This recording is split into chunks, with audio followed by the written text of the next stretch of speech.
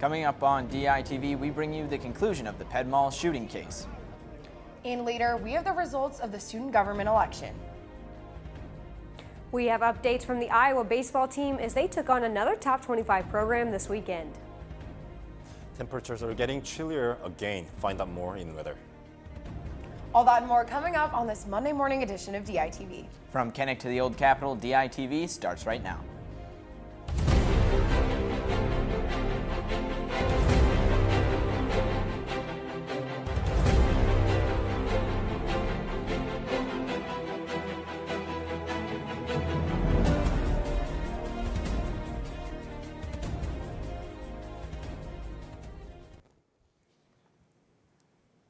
Good morning and thank you for tuning in. I'm Becca Scadden. And I'm Bo Bowman. We start off this morning with the conclusion of the August Ped Mall shooting. On Friday, March 30th, shooter Lamarr Wilson was sentenced to 24 years in prison. This comes merely 3 days after Wilson was denied the use of Iowa's Stand Your Ground law. Wilson shot 3 people, killing 1 and injuring 2 others despite originally being charged with first-degree murder. He was found guilty of voluntary manslaughter. Additionally, Wilson is to pay $150,000 in compensation to the family of Khalik Jones, the deceased victim. The election results are in after this year's intense race for student government. The Surge Party came out on top when results were announced on Friday. Hira Mustafa and Heath Schindler will be the UISG president and vice president for the 2018-2019 academic year. Surge narrowly beat out the Empower Iowa Party for the executive ticket after 4 counts of instant runoff. None of the 4 parties running received more than 50% of the vote. Several Surge Party members also won Senate seats along with multiple Empower candidates and 2 independents. The Iowa City Downtown District wants more women running businesses. It's currently trying to increase awareness of vacant spaces where women can open companies. Some female-owned stores such as the Velvet Coat and Beatology already have their strategies to promote female entrepreneurs. They have collaborations to help sell products designed by women. Currently, only 20% of the downtown businesses are owned and operated by females. Check out Brooklyn Drazy's full article in today's issue of the Daily Iowan for more details. The UI Police Department has added a new ride option called Night Ride Express. Reporter Lauren Varell has more. The Iowa City Police Department has opened a brand new option for passengers using the Night Ride service. Started in 2008 and staying within the Iowa City area, the service provides safe rides home. Well, Night Ride is a service that runs from 10 p.m. to 5 a.m. 7 days a week, 365 days a year. It provides students, faculty, and staff safe ride home. The service provides rides for an average of 150 to 250 people per night. After the UI police recording multiple complaints that the service had too long of wait times, ranging from 1 to 2 hours, the Night Ride Express option was formed. With this option, users will pay $1 to receive a ride. The vehicle holds 3 passengers and will bring the rider directly to their destination. The purpose of the $1 fee was to alleviate no-show riders. Yeah, just a little bit of compensation. We invest our own money into the Night Ride service. It kind of, it helps with possible no-call, no-shows. The free standard ride option will remain, with the hopes that the new express option will allow for shorter wait times. To book your safe ride home, users can call the UI Department of Public Safety at 319-384-1111 or visit nightride.its.uiowa.edu. Reporting from Iowa City, this is Lauren Varell, DITV News. We apologize for those technical difficulties. Iowa City is still experiencing some inconsistency in its weather this spring. Absolutely, Bo. I was hoping by April 2nd I wouldn't be wearing my winter coat anymore. Yeah, yesterday, a little bit of an April Fool's Day prank with that nice weather. Let's toss it over to Junya Kim in the weather studio to find out more. That's right, guys. It's April already. Sounds like spring, but at this moment, it is irony that the temperatures are getting lower than last week. Today we have possibility of showers, 15% at noon and about 50% at night. The temps will stay around low 40s throughout today. Now let's take a look at our extended forecast. Tomorrow, highest degrees will stay around 40s, but the lowest will drop drastically until 20s. Moreover, adding to that, occasional rain will become windy later with some snow showers mixing in the afternoon. Wednesday will be mostly sunny with the temps reaching high in high 30s and low in low 20s. Cloudy climate will begin from Thursday. The temps will peak on Thursday being in high 40s and later falling to low 20s. We'll feel chillier again from Friday, reaching high of high 30s and low of mid 20s. This weather condition will persist until Saturday. April does not feel like April. We're expecting this chilliness will continue until mid-April. That's your weather for the week. Becca and Bo, back to you. Thanks, Junyuk. A new type of therapy has been making waves. In recent years, therapy animals have been giving comfort to those who need emotional relief. DITV News reporter Sydney Zatz has the story. Therapy animals, or AAT, Animal Assisted Therapy, a type of therapy that aims to improve one's social, emotional, and cognitive functioning with the use of animals. For sophomore Kristen Vetter, she found this type of therapy and her cat Helen to be just what she needed. So it just adds another responsibility. Just having something that relies and depends on me, I think, is helpful, because I have, like, if nobody feeds her, then she won't get fed. Whether you're a cat person or a dog person like me, there's a furry friend out there for everyone. Cats are more independent and easier to take care of. People seem to have a definite preference, no matter, you ask somebody and they're like, oh no, I'm a dog person, oh no, I'm a cat person. If you think a therapy animal might be the right route for you, you should start by talking to your doctor or your psychiatrist. Going to, like, a psychiatrist and explaining your need for it and how they benefit you. And if they find that they're helpful, then typically they'll write a letter supporting your need for it.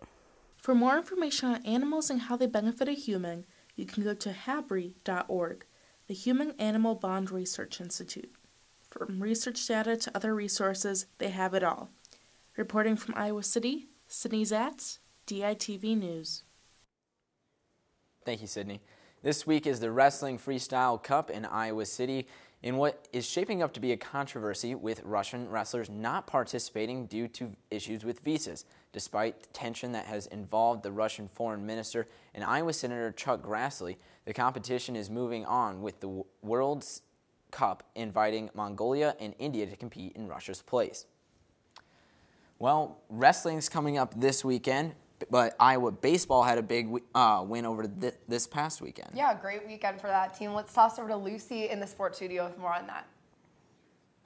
Yeah, guys, that's right. Iowa baseball faced their second top 25 ranked opponent in 2 weekends in a row when they traveled to Champaign to face the 22nd ranked Fighting Illini. On Friday in Game 1, Iowa won 8-5. However, in Game 2 on Saturday, the Hawks fell 13-12 despite a late rally, making Sunday's matchup the clinching game for the series. In Game 3, Illinois got off to a hot start in the bottom of the first inning with 2 RBIs from Michael Massey and Doran Turchin to put the Fighting Illini up by 2 runs. In the 6th inning, Iowa's Lorenzo Elon hit this RBI that sent Austin Guzzo and Tanner Wettrich home to tie the game up at 2. In the 7th inning, Tyler Cropley hit a single out to left field, and this single brought Chris Whalen to home plate for the score. But next up to bat for Iowa was Kyle Crowell, who hit this single out to right field that sent Tyler Cropley to home plate and gave Iowa a 2-run advantage. The Hawks took this game 4-2 and took the series over Illinois. This is Iowa's first series win over a ranked opponent since 2015. Following this win, Iowa has jumped to number 34 in the D1Baseball.com RPI rankings. And the women's soccer team kicked off their spring season this weekend when they faced Grand Valley State Saturday morning. With 20 minutes remaining in the first half, Grand Valley State's Katie Barron hits Corey Saywall with this long pass that led to the goal to give the Lakers a 1-0 advantage over Iowa. However, in the second half, Iowa was on the attack with this goal attempt from Kaylee Haas that bounced off the glove of the goalie. Rose Ripflinger tried to capitalize but was just off. Iowa lost in this one 1-0. I feel like we did good with possession, just like finishing. That's the biggest thing. We had a couple opportunities in the box that should have been a goal, so that's basically what we need to work on. But as a team, as a unit, we were fine. I mean, I think that in all aspects, I thought we played really quite well, actually. The unfortunate part is soccer is a game where you got to score, and you can't give up balls in bad spaces. I think overall we created enough chances to win the game for sure, and we knew it was going to be a good game, overall. But created enough chances to win the game. I think we had a lot of the run of play, for sure. The unfortunate part is, you give up 2 shots on goal, and one is a great opportunity for them, and to give them credit, they're a good program. They scored on the one opportunity we gave them. Iowa's spring season will continue next Friday when they head to Cedar Falls to face in-state opponent Northern Iowa. And the men's tennis team played 4 matches at home over the weekend, winning their last 3 after dropping the opener to number 7 Illinois. Josh Silverstein had a strong weekend, going 3-1. He took the first set in this match against number 59 Alex Brown, but couldn't keep up as the Illini topped the Hawks 5-2. In their second game of the weekend, Kareem Alof and his partner Jonas Larson took home the doubles point against Northwestern, lifting the Hawks over the Wildcats 4-1. And Jason Kerr subbed in, winning both his matches against South Dakota State in straight sets, only dropping 2 games over the course of 5 sets. The Hawks won both matches against the Jackrabbits. I was feeling really positive after a big win against Illinois. Obviously, it's not great that the rest of the team didn't win, but I felt good going into this weekend. I know it was going to be a tough match against Northwestern, but happy that I could get the win for the team, and we did a great job today. I think we're going to have a chance to win every single match, and we did that against Illinois, and then we just kind of kept that rolling on to Northwestern. So I'm just really happy with the resiliency and the way the guys responded. After a tough loss, I really think on Saturday morning they expected to beat Illinois, especially after winning the doubles point, and we lose a couple tight first sets, but to come back out against Northwestern and give the same performance, and then also just be able to finish the match is credit to our guys and our team. It was really tough because we had such a short turnaround. I think we started against South Dakota State about 45 minutes after we clinched against Northwestern. So that was really difficult to kind of get in the locker room, grab some lunch, shower, and get back out there. But I try to do the best that I can to always be prepared. This is something I talk about with Coach Wilson and Coach Hagan, is you never know when you're going to get an opportunity, and so you need to be ready at all times to play your best game. And I think I went out there and performed really well today, and I think I've kept myself prepared. The Hawks will head out east next weekend to take on Big Ten rivals Ohio State and Penn State, as well as Dayton. But that's it for me in the sports studio. Be sure to tune in tomorrow for the first episode of Beyond the Swarm, where our own Mary Kate Harrion sits down with departing members of the Iowa football team. Becca and Bo, back to you. A rising electro-pop star will light up the stage tonight at the Iowa Memorial Union. That's right, Scope Productions is putting on a concert featuring 16-year-old singer Billie Eilish. Eilish has been recognized by Apple Music and Vivo as an artist to watch. Her debut single, Ocean Eyes, has over 35 million streams on Spotify. Doors to the IMU Ballroom open at 7 and the show starts at 8. Now each week here at DITV, we bring you the ICAC Animal of the Week. This is reserved for that one special animal at the Animal Care and Adoption Center who is ready to meet their new family. Well, we have a special edition coming up in the following weeks. In 2 weeks, we'll be giving you a special segment where we catch up with some of our favorite adopted animals and meet the people that gave them a home. Remember, tune in 2 weeks to see all.